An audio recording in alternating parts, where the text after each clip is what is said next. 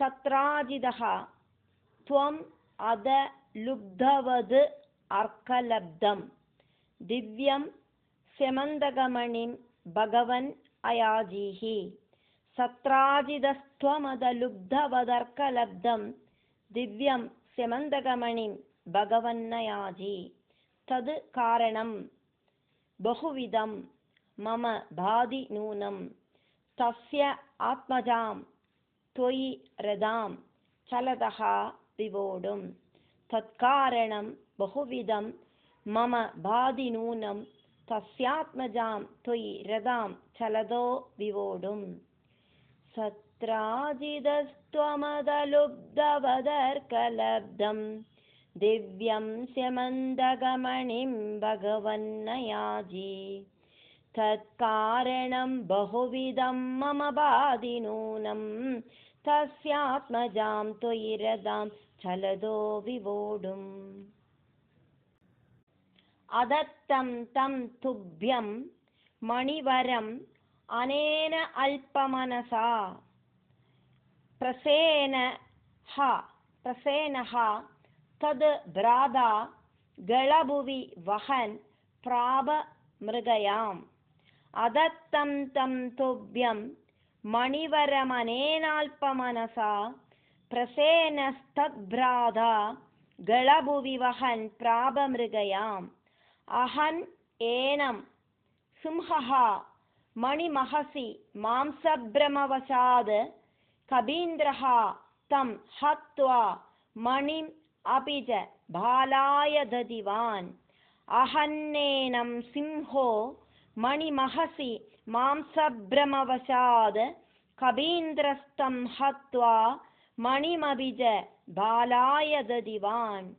अदत्तं तं तुभ्यं मणिवरमनेनाल्पमनसा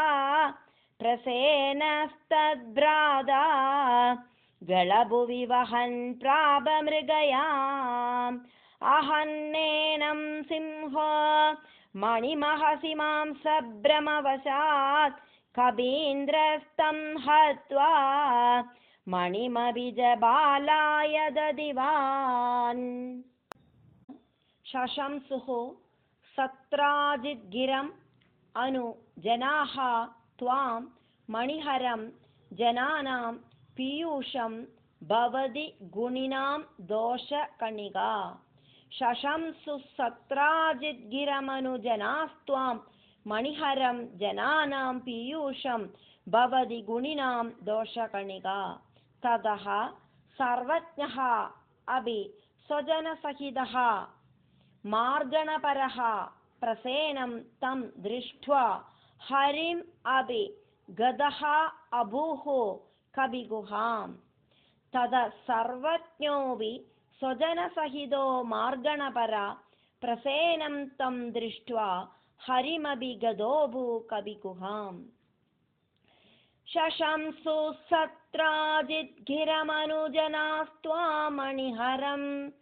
जनानां पीयूषं भवति गुणिनां दोषकणिका ततः सर्वज्ञोऽपि स्वजनसहितो मार्गणपरा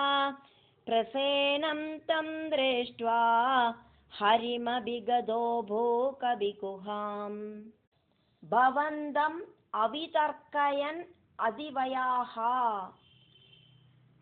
भवन्तमवितर्कयन्नदिवया स्वयं जाम्बवान् मुकुन्दशरणं हि मां कः इह रोद्धुम् इति आलभन् रोद्धुमित्यालभन् विभो रघुपते हरे जय जय इति अलं जयेत्यलं मुष्टिभिः चिरं तव सम अर्चनं समर्चनं व्यदित भक्तचूडामणिः भवन्तमवितर्कयन्नदिवया स्वयं जाम्बवान् मुकुन्दशरणं हि मां कैहरोद्धुमित्यालपन् विभो रघुपते हरे जय जयेत्यलं मुष्टिभिश्चिरं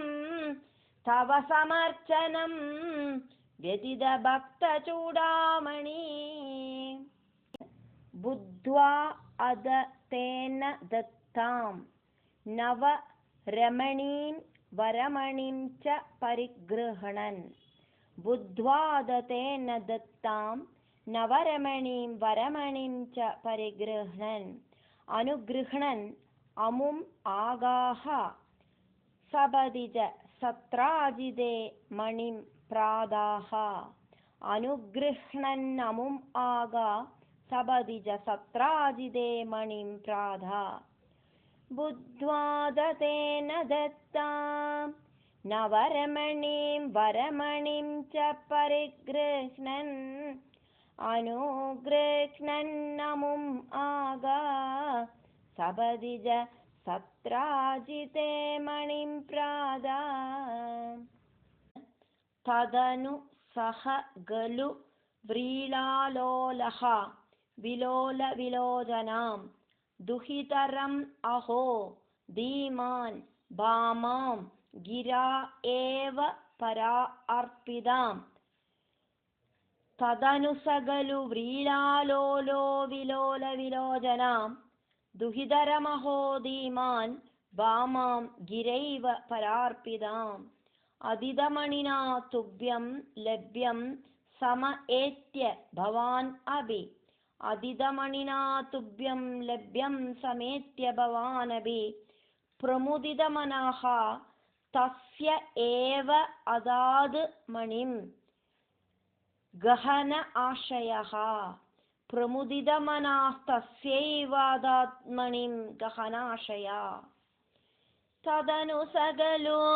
व्रीळालोलो विलोलविलोचना दुहितरमहो धीमान् भामां गिरैव परार्पिताम् अदितमणिना तुभ्यं लभ्यं समेत्य भवानभि प्रमुदितमनास्तस्यैव दाद्मणिं गहनाशया व्रीळाकुलां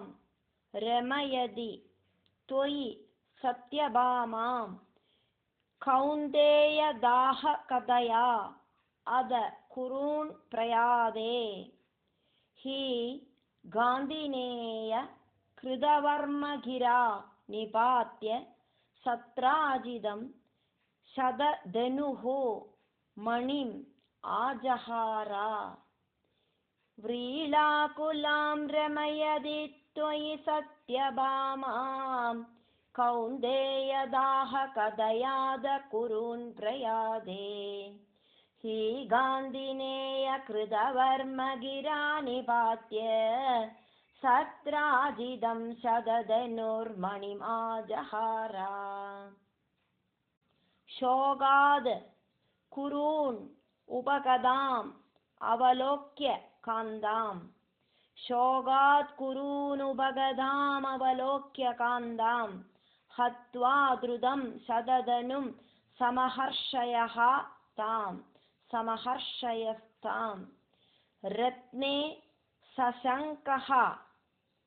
इव मैथिलगेहम् एत्या रत्ने सशङ्क इव मैथिलगेहमेत्या रामः गदां समशिशिक्षत धार्तराष्ट्रम् रामो गदां समशिशिक्षत धार्तराष्ट्रम् शोकात् कुरून् उपगदामवलोक्य कान्दां हत्वा द्रुतं शतधनुं समहर्षयस्तां रत्ने सशङ्क इव मैथिलगेहमेत्य रामो गदां समशिशिक्षत धार्तराष्ट्रम् अक्रूरः एष भगवन् भवद् इच्छया एव सत्राजितः कुचरितस्य युयोज हिंसाम् अक्रूर एष भगवन् भवदिच्छयैव सत्राजित कुचरितस्य युयोज हिंसाम् अक्रूरतः मणिम् अनाहृतवान् पुनः त्वं अक्रूरदो मणिम् अनाहृतवान् पुनस्त्वं तस्यैव भूतिम्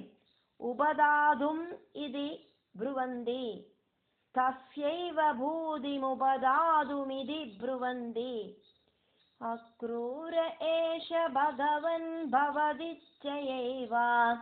सत्राजितकुचरितस्य युयोज हिंसाम् अक्रूरदो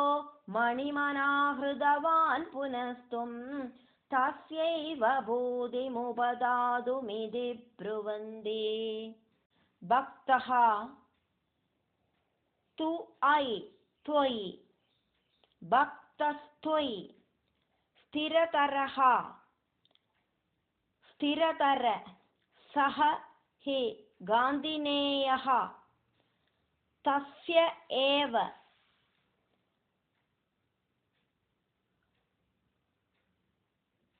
कापदमतिः कथम् ईश जाता भक्तस्त्वयि स्थिरतरसः हि गान्धिनेयस्तस्यैव कापदमति कथमीश जाता विज्ञानवान् प्रशमवान् अहम् इति उदीर्णं प्रशमवानहमित्युदीर्णं गर्वं ध्रुवं शमयितुं भवदा कृदैव भक्तस्त्वयि स्थिरतरसः हि गान्धिनेयस्तस्यैव कापदमति कथमीश जाता विज्ञानवान् प्रशमवानहमित्युदीर्णं गर्वं ध्रुवं शमयितुं भवदा कृदैव भक्तस्त्वयि स्थिरतरसः हि गान्धिनेयस्तस्यैव कापदमति कथमीश जाता विज्ञानवान् प्रशमवानहमित्युदीर्णं गर्वं ध्रुवं शमयितुं भवदा कृदैव यादं भयेन कृतवर्मयुधं पुनः तम् आहूय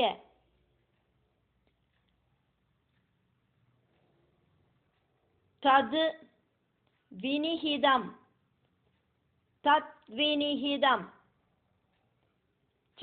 मणिं प्रकाश्य यादं भयेन कृतवर्मयुधं पुनस्तामाहूय तद्विनिहितं च मणिं प्रकाश्य तत्रैव सुव्रतधरे विनिधाय तुष्यन् भामाकुज भामाकुजान्तशयनः पवनेशपाया भामाकुजान्तशयन पवनेशपाया यादम्बयेन कृतवर्मयुधं पुनस्तामाहूय तद्विनिहितं च मणिं प्रकाश्य